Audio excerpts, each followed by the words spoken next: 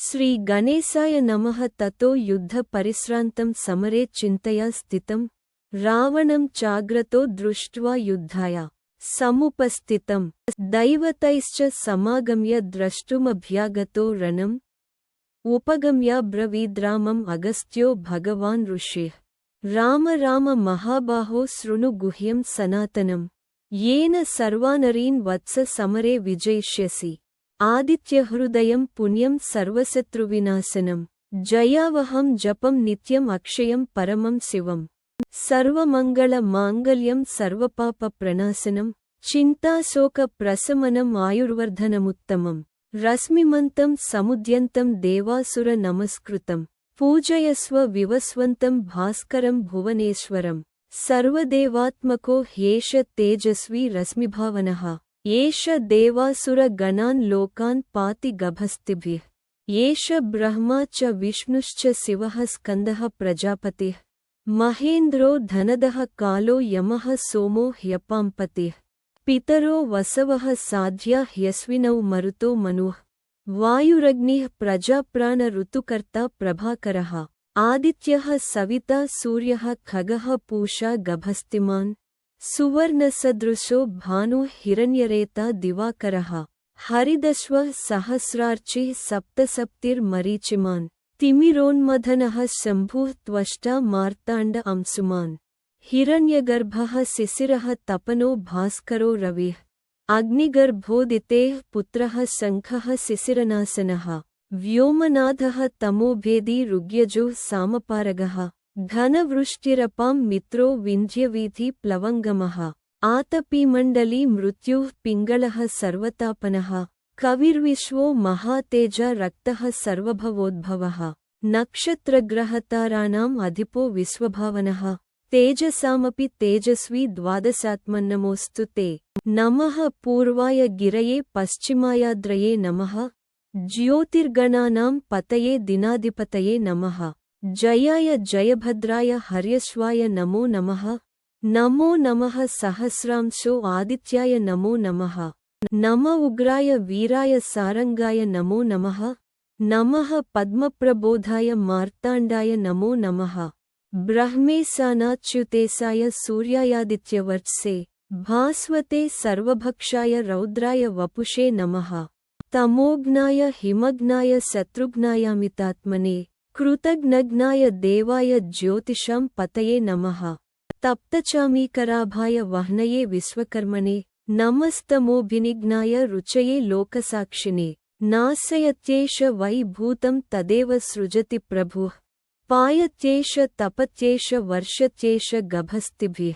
एष सुप्तेषु जागर्ति भूतेषु परिनिष्ठितः एष एवाग्निहोत्रं च फलं चैवाग्निहोत्रिणां. फलश्रुति येनम् आपत्सु कृच्छ्रेषु कान्तारेषु भयेषु च कीर्तयन् पुरुषः कश्चिन्नावसीदति राघव. पूजयस्वैनमेकाग्रो देवदेवं जगत्पतिम्. एतत् त्रिगुणितं जप्त्वा युद्धेषु विजयिष्यसि. अस्मिन् क्षणे महाबाहो रावणं त्वं वधिष्यसि. एवमुक्त्वा तदागस्त्यो जगाम च यथागतम्. एतत् श्रुत्वा महातेज नष्टशोकोऽभवत्तदा धारयामास सुप्रीतो राघवः प्रयतात्मवान्. आदित्यं प्रेक्ष्य जप्त्वा तु परमहर्षमवाप्तवान्. धारयामास सुप्रीतो राघवः प्रयतात्मवान्. रावणं प्रेक्ष्य हृष्टात्मा युद्धाय समुपागमत्. सर्वयत्नेन महता वधे तस्य धृतोऽभवत्. अध रविरवदन्निरीक्ष्य रामं मुदितमनः परमं प्रहृष्यमाणः निशिचरपतिसंहतिं विदित्वा सुरगणमध्यगतो वचस्त्वरेण.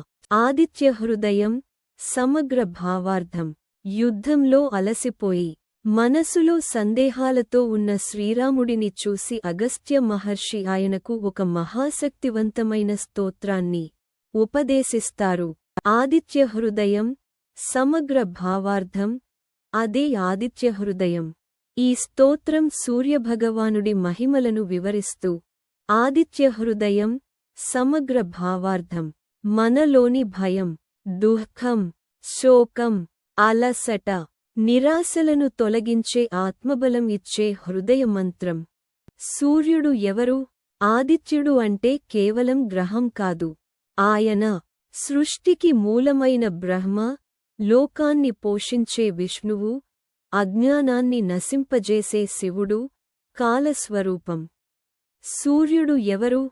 వేదాలు, యజ్ఞాలు, కర్మల ఫలాలు అన్నీ ఆయనే. సూర్యుడు లేకపోతే జీవితం లేదు, కాలం లేదు, కర్మఫలం లేదు. స్తోత్రం ఏమి చేస్తుంది?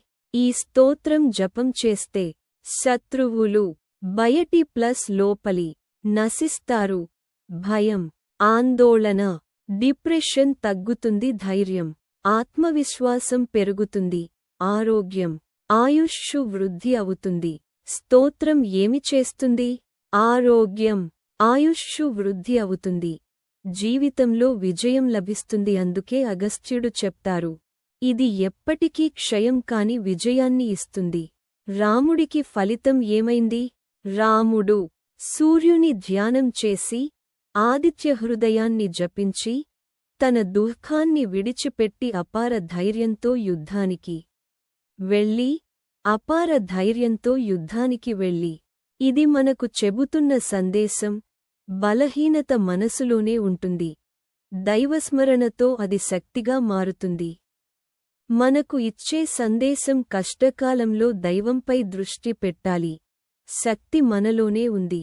కాని ప్రార్థన దాన్ని మేల్కొలుపుతుంది. సూర్యుడు మనలోని అజ్ఞాన చీకటిని తొలగిస్తాడు. ఎప్పుడు చదవాలి? ఉదయం సూర్యోదయం సమయంలో ఉత్తమం. ఏ కష్టసమయంలోనైనా భయం, పరీక్షలు, ఉద్యోగం, ఆరోగ్య సమస్యలు ఉన్నప్పుడు